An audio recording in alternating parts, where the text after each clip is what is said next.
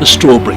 It's an ancient symbol of love and passion. It also tastes terrific, and it's got health benefits for kids, men and women.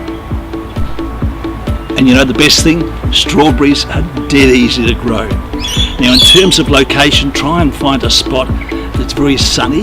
They will take a bit of shade, but heavy shade is not so good. And in terms of timing, spring is excellent. You can actually start planting these out in the middle of winter if you can get your hands on them, going right through into late spring. And they tend to do most of their production through spring and into early summer. Now, strawberries are very compact plants. They can, at the end of their spread, go to about 30 centimetres. So that opens up lots of possibilities. For an example, you can grow them brilliantly in pots. This little hanging basket here is a great example, or why not a little window box. So I've loaded up the potting mix into this container here, pull out the plants, and plant up a little miniature strawberry plot right before your eyes.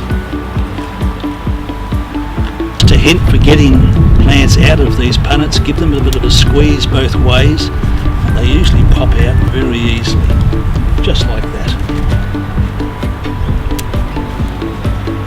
Now if you're growing in pots, troughs or hanging baskets, you need a high quality potting mix to get your plants going.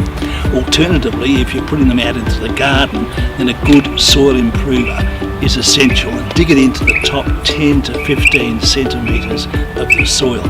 Now when it comes to planting options, you've got things like punnets here, right up to plants in pots, and even advanced ones like this ready to pick. Can't be better than that. Now you can also get varieties that have different coloured flowers. So here we've got a red, over the back we've got some pink, we've got some whites here. So these plants also produce lovely quality fruit, but you've got that added ornamental bonus.